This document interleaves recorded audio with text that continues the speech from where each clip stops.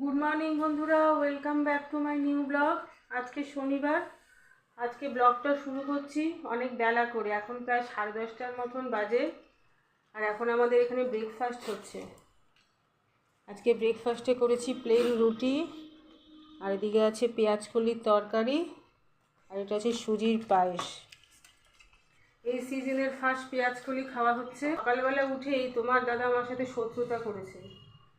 এরকম জানো, আজকে ঘুম থেকে উঠতে এত বেলা হয়ে গেছে, দাদা কিন্তু জাগা, আমাকে একবারও ডাকছে না যে দেখো 8টা বেজে গেছে, বলে কি দেখি তুমি কখন ঘুম থেকে ওঠো। আমি বুঝতে পারিনি, আজকে যেহেতু ভোর রাত্রি থেকে তো বৃষ্টি শুরু হয়েছে, মেঘলা ওয়েদার। অন্য দিন না সকালবেলার দিকে আকাশ পরিষ্কার থাকে, তখন বুঝতে পারি, আজকে বুঝতে পারিনি। আর দাদার তো ঘুম ভেঙে গেছে যথারীতি, এই সময় ভাঙে। আর আমি একটুখানি শুয়ে পড়েছি, তারপরে যে ঘুম ভেঙেছি দেখি 8টা 20 বাজে। আর এত বেলা করে উঠলে কি আর কাজ করে সারা যায়? কোনোরকমই ঘুম থেকে উঠেই ফটাফট সব কাজকর্ম করেছি। আর আজকে জলখাবার খেতে এই জন্য এত বেলা হয়ে যাচ্ছে। আর ঘুম থেকে উঠেই দেখছি এত বৃষ্টি পড়ছে, ওয়েদারটা পুরোপুরি চেঞ্জ হয়ে গেল। এখন বৃষ্টিটা একটু কমেছে, আর উত্তর দিকের আজকে হাওয়াটা একটু কম। তাহলেও কী হবে, জানলা তো খোলাই যাচ্ছে না, এই জন্য সব জানলা দরজা বন্ধ করে রেখেছি। এখন আবার বৃষ্টি শুরু হয়েছে, ঝিরঝির করে, দেখো আবার বৃষ্টি পড়ছে। আওয়াজ পাচ্ছ তোমরা বৃষ্টির? দেখো গাছের পাতার মধ্যে জল। লাইটগুলো এখনো খোলা হয়নি, টুনি লাইটগুলো কালী পুজোর সময় যে লাগিয়েছিলাম। আবার তো 25শে ডিসেম্বর 1 জানুয়ারিতে জন্য রেখে দিয়েছি, তখন আবার লাইটগুলো জ্বালাবো, দেখতে ভালো লাগবে। আর দেখো আমি এরকম এই টবটার মধ্যে, এটা টব বলতে একটা এরকম ছিল মাটির, যার মধ্যে জল দিয়ে কালী পুজোর সময় জলের মধ্যে প্রদীপ দিয়ে ঘর ডেকোরেট করতাম। এটা নষ্ট হয়ে যাওয়াতে এর মধ্যে মানি প্ল্যান্ট গাছগুলোতে লাগিয়েছি। খুব সুন্দরভাবে মানি প্ল্যান্ট গাছগুলো হয়েছে।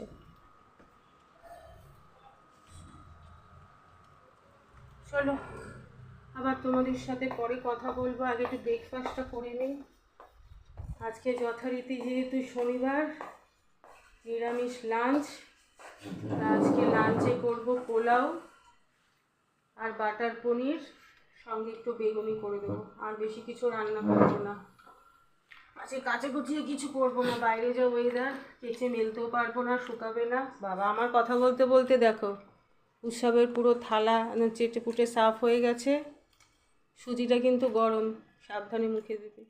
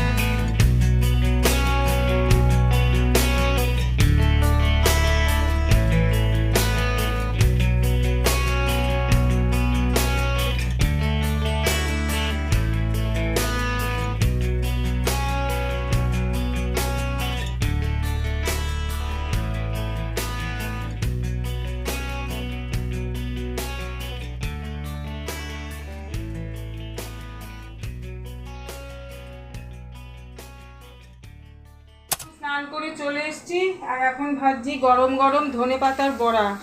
আজকে পোলাও দিয়ে ধনেপাতার বড়া, আর এই যে বেগুন কেটে রেখেছি, বেসনও গুলে রেখেছি, এই দিয়ে বেগুনি হবে।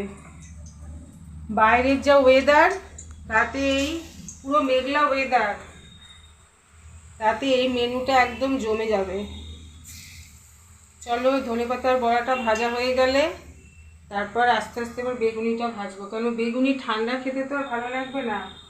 একদম সবাই বসবে আর একদম তখন পাতেই সার্ভ করে দেবো।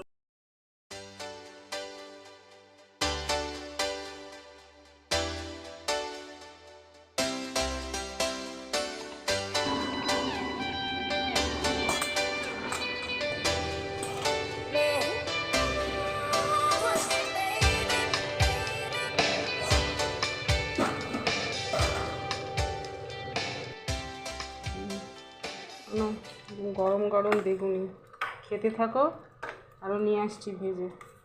আমার সব বেগুনি ভাজতে ভাজতে ওদের সব খাওয়া শেষ হয়ে গেল। এখন আমি আমার খাবার নিয়ে এসেছি। এই যে সবার পাত একদম ফাঁকা, উৎসব চেটে পুটে। কী রে, পনিরের তো গ্রেভি রইলো, একটু পোলাও দেবো? হ্যাঁ, এমনিই খাবি? চলো, আজকে বাইরে বৃষ্টি পড়ছে ঝিরঝির করে। এই শীতকালে যদি এরকম বৃষ্টি পড়ে না, বড্ড বিরক্ত লাগে। না জামা কাপড় কাচা যায়, না স্নান করে উঠেছি দেখো চুল পুরো ভেজা, শুকানোও যাবে না, ফ্যানও চালানো যাবে না, বিরক্তিকর অবস্থা। আর সামনে পরীক্ষা, বলো সোমবার থেকে পরীক্ষা, এর মধ্যে যদি বাচ্চা কাচ্চাগুলো ঠান্ডা লেগে শরীর খারাপ হয়ে যায়, কেলেঙ্কারি। এখন আবার প্রি বোর্ড পরীক্ষা, একদম ইম্পর্টেন্ট পরীক্ষা। বাইরে হাওয়াতে দেখো দরজাটা খুলে যাচ্ছে। চলো তাড়াতাড়ি খেয়ে নিই, খিদেও পেয়ে গেছে। আর গরম গরম বেগুনি, আজকে একটা ভালো কথা, আমার বেগুনি করে সার্থক হয়েছে। আমার ছেলে বলেছে মা বেগুনিটা খেয়ে পুরো হরিদ্বারের কথা মনে পড়ে গেল। হরিদ্বার ওই শীতের মধ্যে যখন দাদা বৌদির হোটেলে রাত্রিবেলা খেতে যেতাম, গরম ভাতে ঘি দিত আর সঙ্গে করে বেগুনি আর ডাল দিত, দারুণ লাগতো খেতে।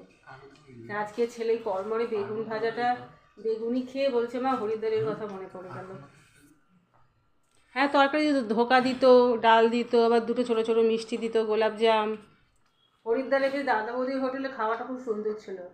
সারাদিন ঘুরে এসে তারপরে যখন হোটেলে খেতে আসতাম, একদম ভাত দিত, ওপর থেকে ধোয়া উঠতো, তার সাথে বেগুন ভাজা ঘি দিত, দারুণ লাগতো খেতে। গত বছর তো ডিসেম্বর মাসে তো 17 তারিখে আমরা গিয়েছিলাম না, 17 তারিখে না, হরিদ্বারের জন্য যাত্রা, হরিদ্বারের উদ্দেশ্যে গিয়েছিলাম, ঘুরে আসলাম। এবার তো আর কোথাও যাওয়া নেই।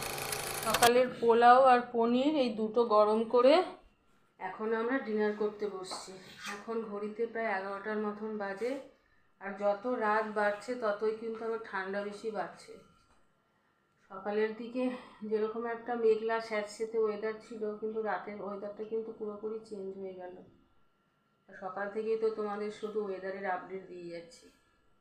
চলো, এবার তো অনেক রাত হয়ে গেছে, খাওয়া দাওয়াটা সেরে নিই। আর বেশি রাত করে না, শীতকালে বেশি রাত করে খেলে শরীরও খারাপ লাগে, আর যত রাত করে খাবো তত আরও শীত ধরে যায়।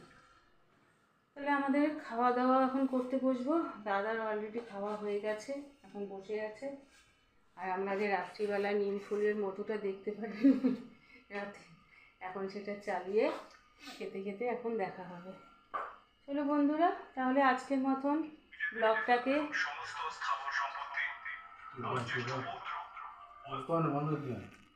একটু মিউট করেই রাখো, ব্লগটা শেষ করি। না না, তাহলে বন্ধুরা আজকের মতন ব্লগটাকে এখানেই শেষ করব। দেখা হবে আগামীকাল। আগামীকাল রবিবার। আমি দেখি সকালে উঠে যেও বৃষ্টি হয় না, ওয়েদারে যদি একটুখানি রোদ ওঠে তো ভালো, কারণ ওয়াশিং মেশিন ভর্তি জামা কাপড় রয়েছে। না আজকে কালকে যদি না কাচতে পারি, দুদিনের জামা কাপড় সোমবার দিন বিশাল দু খেপে কাচতে হবে। তাহলে চলো বন্ধুরা, আজকের মতন আমার বকবক এখানেই শেষ হলো। দেখা হবে আবার আগামীকাল আরেকটি নতুন ব্লগ নিয়ে। তাহলে আজকের মতন গুড নাইট, টাটা।